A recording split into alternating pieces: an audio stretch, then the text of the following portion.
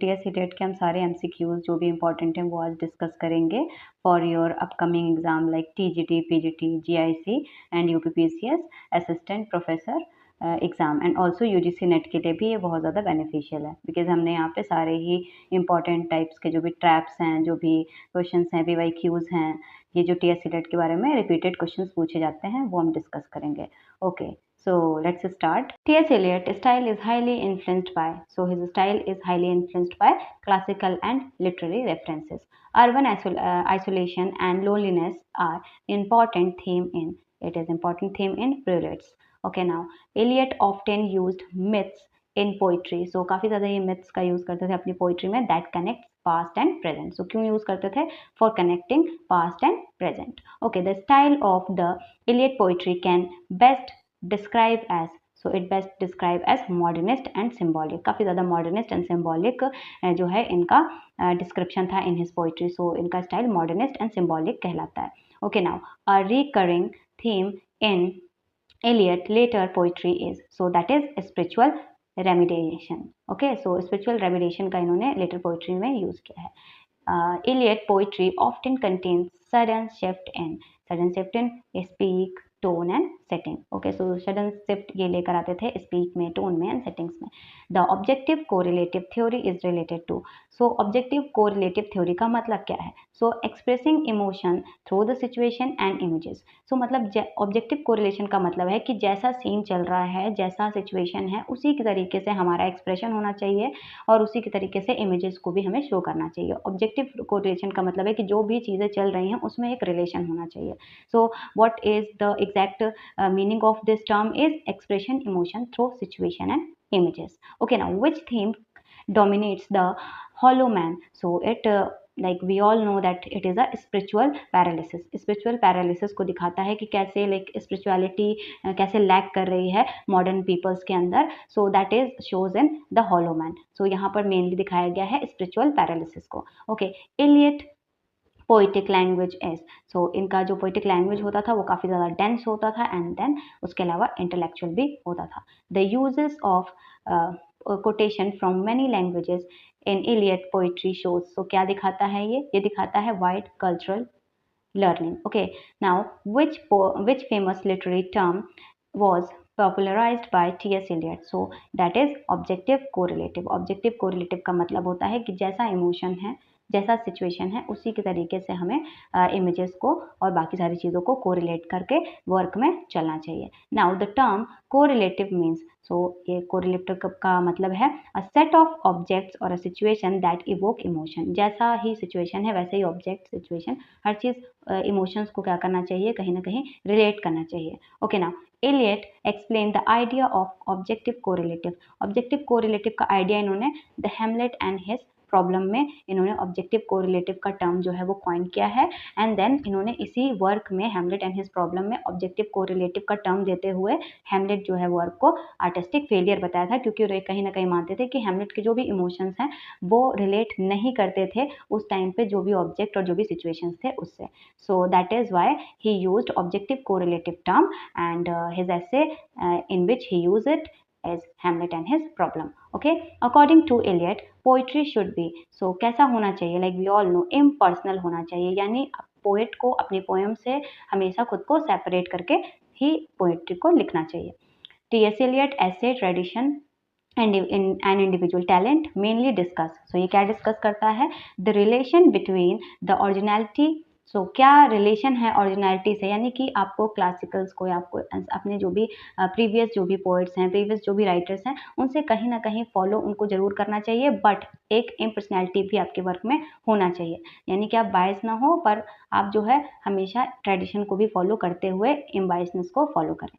Now T.S. Eliot believed that the poet must develop. T.S. Eliot का क्या मतलब, एक T.S. Eliot क्या चाहते थे, क्या बिलीव करते थे, so he believed in the historical sense. So ये एक टर्म है जो उन्होंने यूज किया है. T.S. Eliot believed that a poet must develop historical sense. The historical sense, according to T.S. Eliot, means awareness of. Historical sense का मतलब क्या था? Why he used historical sense? So it is used because the continuity of literature from past to present. Okay, so connect करना, historical sense हमारे work में होना चाहिए, एक continuity होनी चाहिए लिटरेचर के अंदर जो पास्ट से भी प्रेजेंट को कनेक्ट करता हो. So that is why he used historical sense.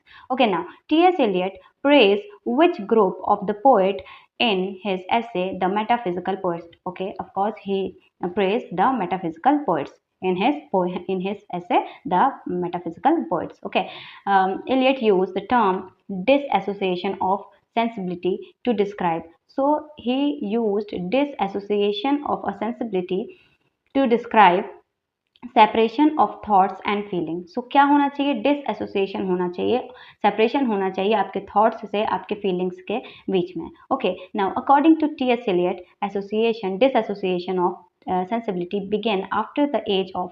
सो ये मानते थे कि this association of the sensibility use किया है आपके मेटाफिजिकल पोइट्स ने. So after the ages of John Donne this association of sensibility का ज़्यादा यूज किया गया है. ओके, नाउ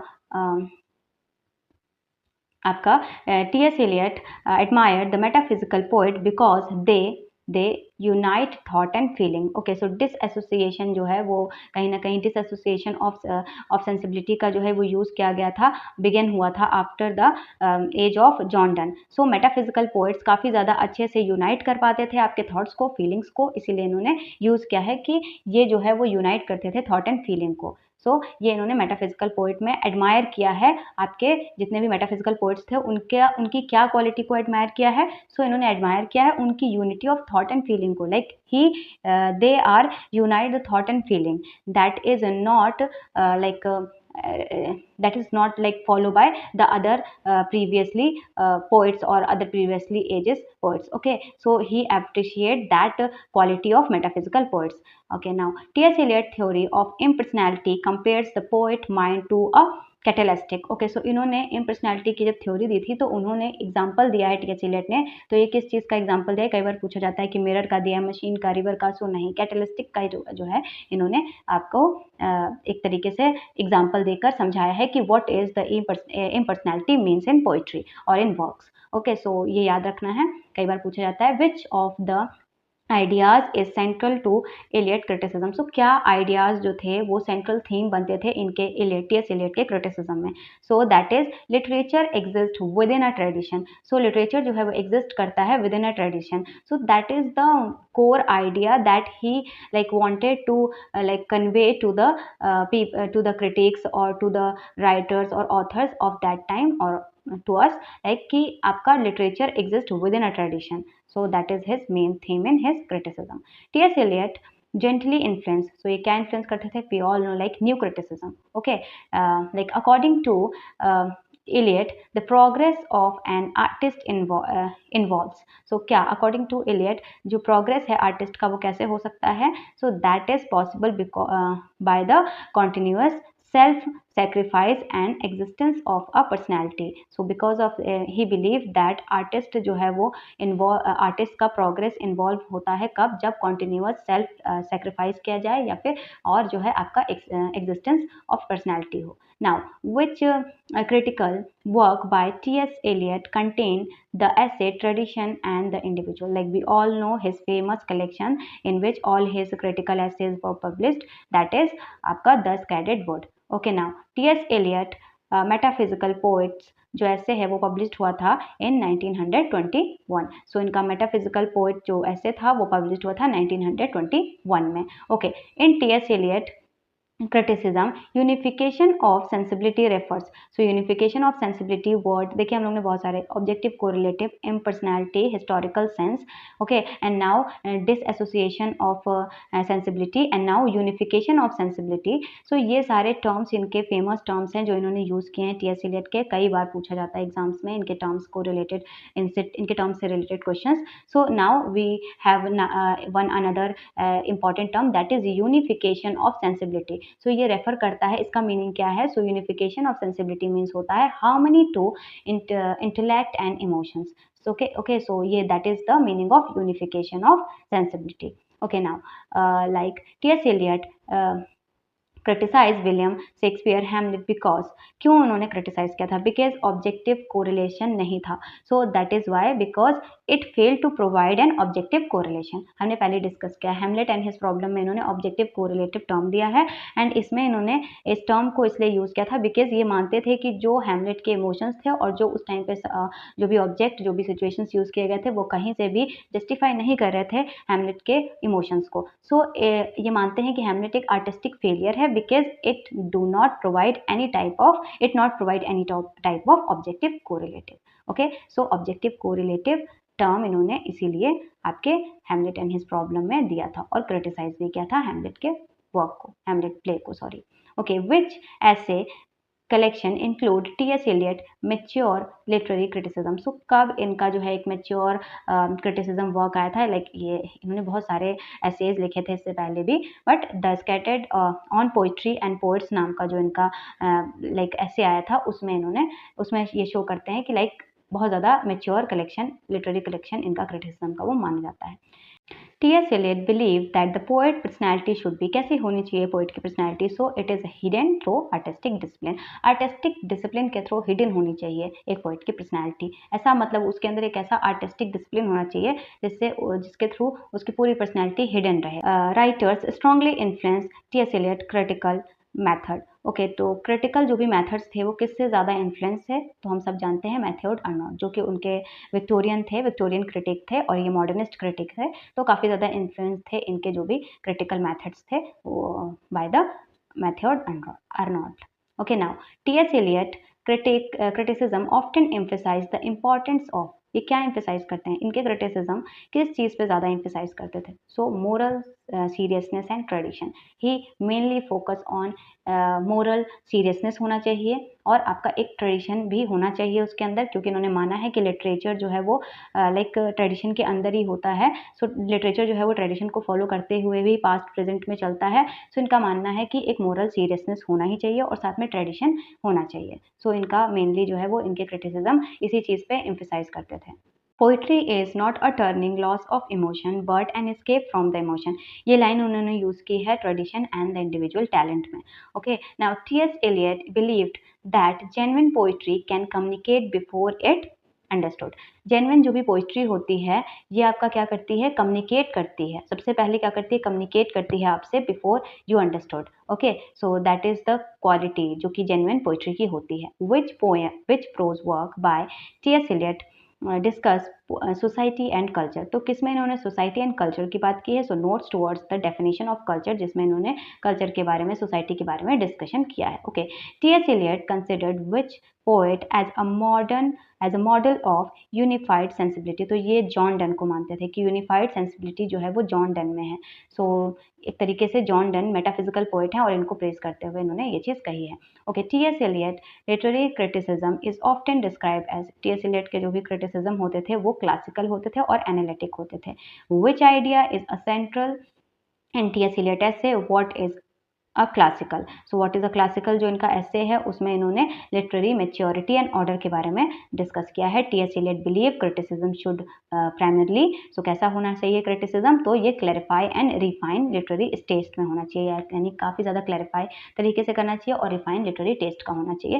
तो लाइक एक तरीके से इन्होंने कहा है कि काफ़ी ज़्यादा लाइक क्लैरिफाई तरीके से हम क्रिटिसिज्म करें। Okay, now which is genuinely considered T.S. Eliot greatest major poem? So the waste land we all know, it published in 1922 and it is in 5 sections. So it is the largest poem which he write after the World War First. Okay, which poem is regarded as the Eliot first major success? कौन सा first major success है? तो the love song poem जो है इनका dramatic monologue poem है इनका ये, और ये इनका सबसे फर्स्ट मेजर लाइक सक्सेस माना जाता है। Which of the following is considered a minor poem by Eliot? तो कौन सा माइनर पोएम है? मैरीना, हम सब जानते हैं, हमने पहले भी डिस्कस किया है।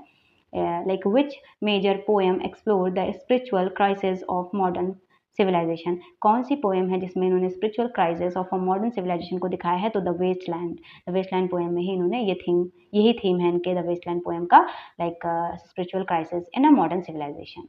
Okay, which poem is famous for the line This is the way the world ends. The hollow man इस ये लाइन जो है उसी में यूज किया गया है। This is the way the world ends. Okay, which of this belong to Eliot's 4 quarters. तो क्या इसमें से कौन कौन से हैं जो 4 क्वार्टर्स में आए थे। तो बर्न नॉर्टन जो है वो आया था, लिटिल ग्रेडन जो है वो आया था, एस्टर कोकर जो है वो आया था। ये 3 है।